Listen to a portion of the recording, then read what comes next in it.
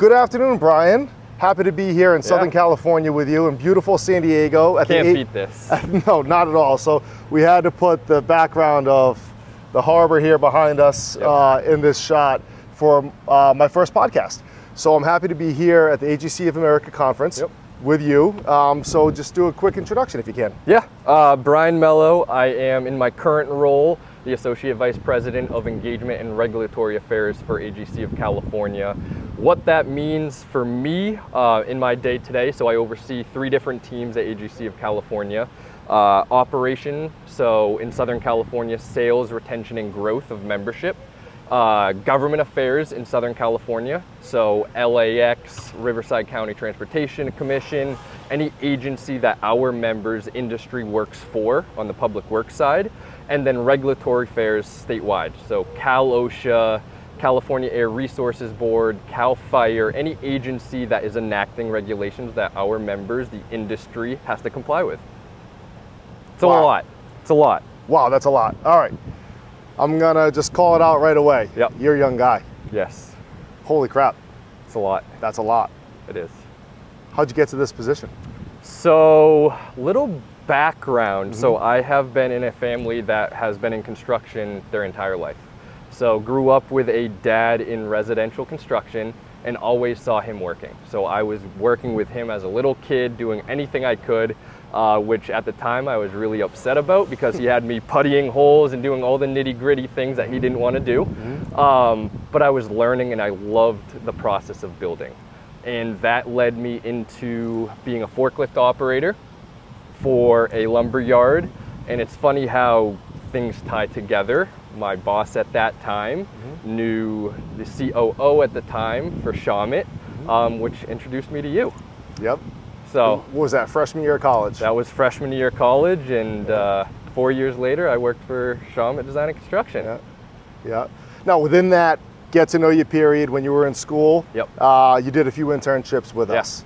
Talk about some of those internships. What do you think about those in relation to both your academic learning at Keene and then applying that in the workplace, and evolved, I think a little bit, because your first internship was not just safety, it was an assistant superintendent and safety. So what do you think about that stuff? Yeah, so I think at Keene, we learned so much about the regulations, what safety is, what it isn't.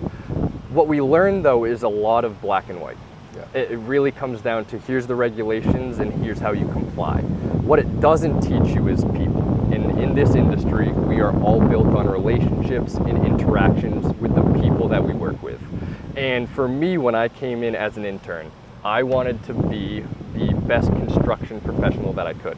I came in not knowing a single thing, even having the experience with a family in construction. When you come into commercial construction, I knew very little.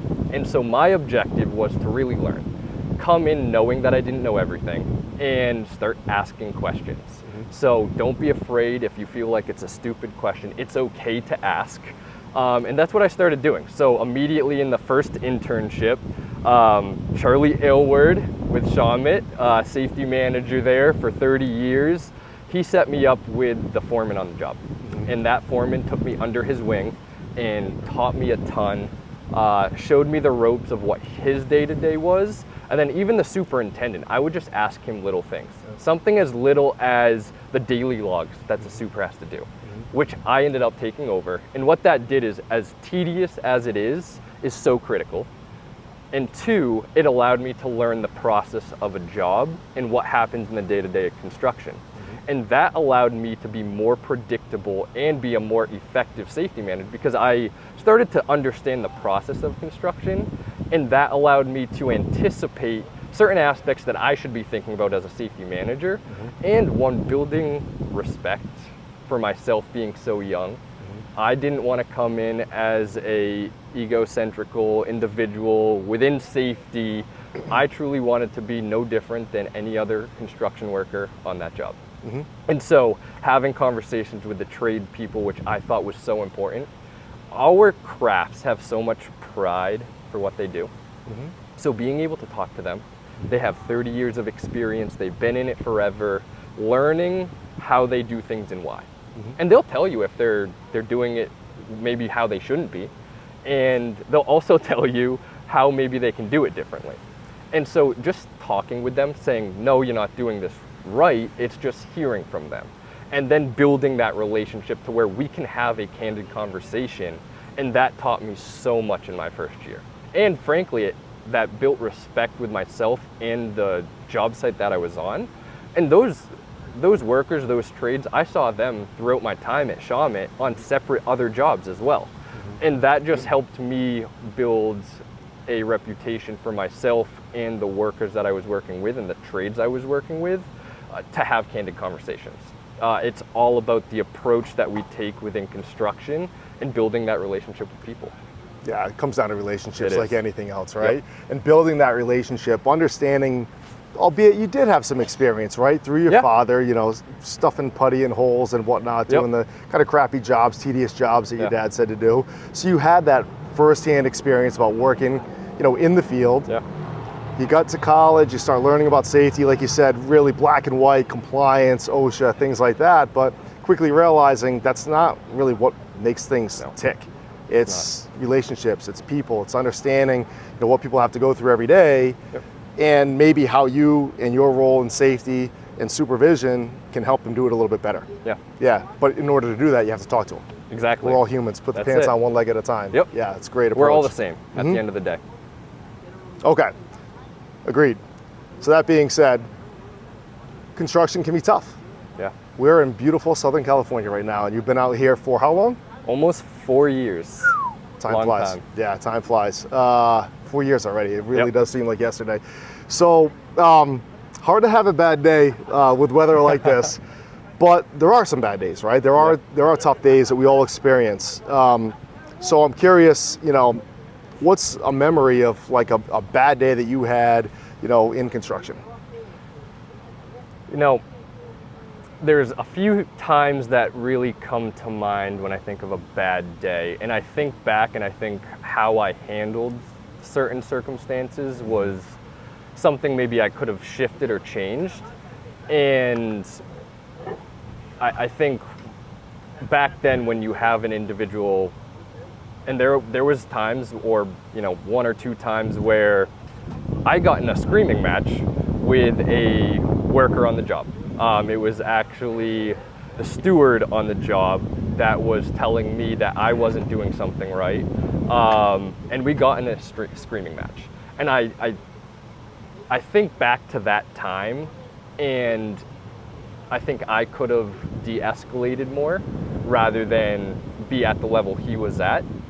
And I think that's very difficult in the moment, but what I think is really important is building a foundation of like safety leadership and understanding circumstances will arise, and how we handle those circumstances will allow us to change the approach to how we handle that. So there are bad days, and I think that with any job you have, you're going to have bad days. It's how we handle that and be able to see differently as to how we may interpret what's going on. In that argument that I had, I think I could have been asking different questions rather than coming to him at the level he was on. And at the end of the day, we're all here for a purpose. We're all here for different circumstances as well, but it could be your family. It could be to get your kid through college. And I think it's really important to recognize that, and we're all here to do a job. And when you bring that perspective, it kind of changes your approach of how you talk with people. Sure. I appreciate that humility and sharing that experience, because I don't know a safety person out there that probably hasn't lived through that. Most people in construction, you know, live through that at some point, or you know, in their career, one time or another, or multiple times, right? Where you find yourself, you know, arguing in public. And as you know, somebody once told me years ago, when two people argue in public, it's hard to tell who's right, who's wrong from the outside. You kind of both look a little silly. So taking that approach of maybe stepping back, taking a walk, thinking about the activities that you're arguing about to begin with, and then maybe coming back with a different lens. It's pretty good. That's good sound advice. You have to lead yourself in order to lead others. And taking that approach and thinking inward rather than externally facing, I think our industry has to not focus on workers have bad intent, but rather what did we do to not provide them the tools and resources to succeed? And if we change our approach to where workers do have good intent and they do want to do good by the company and themselves to be safe, then we're thinking, well, what did we do to not provide them with the tools or resources to succeed? Yeah, I would say to include engagement, right? Absolutely. You know, if they have a strong opinion that might differ from the GC's job that they're on, or the employer, the sub that they're working for at that moment, giving them that opportunity to share that, right? Yeah. Maybe they have a better way. Absolutely. As opposed to, this is our way, this is the way it's going to be, this is what we expect of you. Yep.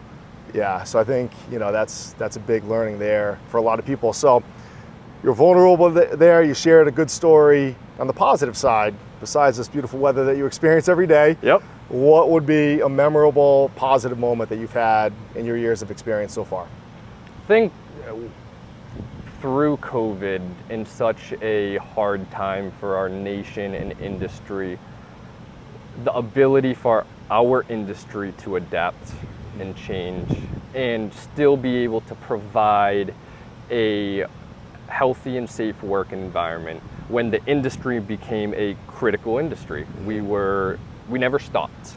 And for us to be able to come together as an industry, work within ourselves and as one, walk the same path to ensure that healthy and safe work environment, I think it showed so much resilience. We overcame adversity, and I think that's a really proud moment that we should be proud of as an industry, because we did overcome so much, and we did continue working. And to see the industry come together in uncharted waters is really powerful. Yeah, I have to agree completely with that. And I think what was great, the only thing that was great coming out of COVID was the collaboration that you saw amongst competitors, amongst membership, driven company organizations, coast to coast. Just people ultimately coming together, first and foremost, for the people on the job. That was a number one responsibility, and collaborating with so many people, that was able to happen, right? We in construction were able to continue to go to work in a very safe environment where other industries were really having a difficult time. We locked it down, and there was a familiarity with compliance and PPE already. So when we pivoted a little bit to say, let's wear a mask, let's keep our distance, let's wash our hands, let's provide for all of us on the job site a little bit more, hygiene and best practices, we stayed safe and healthy. And that wouldn't have happened if we weren't already leveraging some of that compliance-driven behaviors that we already had in the past. Exactly. I have to agree, So, so an interesting question. I always really like to throw this out for a lot of people, whether I'm interviewing them or just walking down the street having a conversation. Construction is dangerous, right? It's one of the most dangerous occupations in the country. It's a lot of different things that are making it even more complicated. I don't think COVID helped in this regard with mental health. We know that that's a real big problem, specifically in construction. Suicide rates are really high in construction. A lot of people suffer from substance use disorder. So there's a lot of things that happen on a job site, and you represent so many different industries within this state, all trying to provide for themselves, their families, different reasons, like you said, and different areas. So you're exposed to a lot. If there were one thing that you could do, one rule that you could change, one wish that you could be granted, that would make it better tomorrow, what would it be? I think if there were one thing I'd like to change about the construction industry, it would be the industry's ability to adapt and accept change rather than letting change happen to them. I think that whether it's mental health, whether it's technology, we have lacked the integration, the innovation. At the end of the day, the industry is builders, we are problem solvers, we are innovators, and yet we love to do things the same way we have for the last 100 years, 20 years. and we do lack the ability to change and adapt. And I think it was really telling when we were able to during COVID, and yet we still have the struggles of making the changes that we need as an industry to grow. At the end of the day, we've seen numbers in safety that have been stagnant for the last 10 years. They've fluctuated a little bit, but the average has really stayed the same. And if we want to really make a difference and be able to move the needle, drop those numbers, I think this industry has to start thinking differently and being able to be open to change and being able to adapt to the circumstances, our environment, our surroundings, instead of letting it happen to us. And I think that would be a game changer for the industry to evolve. Love the answer. We could probably poke at that for another hour. We just summarize what you said, and how I heard it was, if we adapted quicker like we did during COVID, more collaboratively, we'd be more accepted to change. And that would help people out tomorrow. That's it. Yeah. Agreed. Just taking some of those learnings from COVID. Yep. Love it. All right. A little B-roll action for you. Okay. In case this makes the cut, I'm not sure. We'll see. So, worked for Shaun for a few years during school. Had an offer waiting for you, came right on board, started killing it in safety, no pun intended, bad expression. Doing a great job. Sky's the limit. One day you say, hey, I'm thinking about moving 3,000 miles away. You know, doing great work in Massachusetts. And I say, okay, let's talk about it. What do you want? And you decided to go on this adventure with the AGC of California.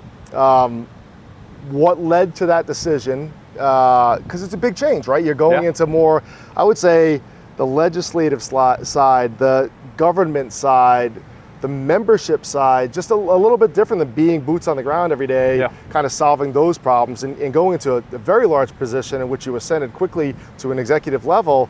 You know, back 4+ years ago when you were thinking about making that move, what were some of the things you were hoping to accomplish? Oh, that could be an hour conversation too. I wanted to, I mentioned it before when I said that I truly believe that you have to lead yourself in order to lead others. I was 24 years old, living at my parents' still, and I wanted to come into my own and challenge myself to do so. I think the most growth I've had over the last 4 years is being able to be comfortable in uncomfortable positions and wanting to challenge myself to do so. So I'm always open-minded to opportunities and possibilities and look at a positive outlook rather than I'm going to be complacent where I'm at and that's okay. I'm extremely ambitious. And I think also to that, when I think back to 4 years ago, it was having a mentor. You know, you told me really early on, you know, you can stay here, you can stay at Shaun, you can have a great career, and there will be opportunities that arise. And let's discuss and let's talk. One, I have taken that approach to all of my teams. I think that's extremely important to be able to have that relationship with your staff and have a candid conversation. Is this the best opportunity for you? And allow others to grow. And that's part of mentoring. In order for us to grow as individuals, we also have to have others grow with us. And so I appreciated that. And when I saw the opportunity to leave Shaun, move across the country, my hope was just to challenge myself. I didn't have any overarching goals as to where that was going to lead, but I was open to the opportunities in being open-minded. And I think that helped out so much in where I am today, my position today. It was an interesting ride, especially in COVID, moving across the country 3,000 miles away, but I wouldn't change a thing. I think I truly learned so much, and it's okay to not know everything. I am not a government affairs expert. I don't have a background in sales or retention or growth strategy. However, I think if we understand that we don't know everything and we're leading in a way that is people-oriented, accountability, we have goals that we're setting, a strategy of vision, I think that's something AGC of California did so well when I was here, and so I was able to learn a lot from them. That helped me grow as an individual. Yeah, that's awesome. Yeah, I think that's the key to the success in whatever you want to do, whether it's, push yourself within the current firm organization that you're in, trying to, you can get content. It's easy, right? Easy. And it's not complacent. It's happy with what you Where have you're at. And appreciative and grateful, right? That's okay. Yeah. Because all of us are going to approach different aspects of life. Completely agree. With a different lens. You were in a position, like you said, you were living at your parents' house, commuting into Boston every day, and the opportunity, knocks that says, hey, do something, taking your skill set, but applying it in quite a bit of a different setting, 3,000 miles away, a New Hampshire-born kid, went to school in Keene and working down in Boston. To go that far away was a stretch. Pretty cool. I had the same outlook and mindset coming here that I did when I had coming into Shaman. Okay. I wanted to be a very well-rounded construction professional. And I took that same approach when I joined AGC of California, which was, I understand safety, I don't know everything, and yet I still don't understand the industry as a whole. We are so nuanced. There is so many different facets of construction that we are able to learn from, both on the legislative side, the regulatory side, business development, how we execute on projects with project delivery. I just wanted to learn that and ask the questions to gain that knowledge. And that was something that I took from coming into the industry at a very young age and did that same approach when I came here. Yeah, that's awesome. So in closing, really continuous learning. Accept that you never know everything. Ask a million questions, even the ones you're really afraid to ask. Just keep asking them. And when hungry, look for some food. Look for different opportunities to kind of quench that thirst. They're out there, and I think we have to be open-minded enough to see those opportunities. When we are closed-minded, we tend to walk the same path every day. We can become complacent in a sense, and that is okay. I think that there are different paths for different people, and everyone will have their own path to their career, but being open-minded enough to be able to see that and recognize it is really important. Awesome. Keep killing it, man. I'm gonna try. Good job. Thanks, Shaun.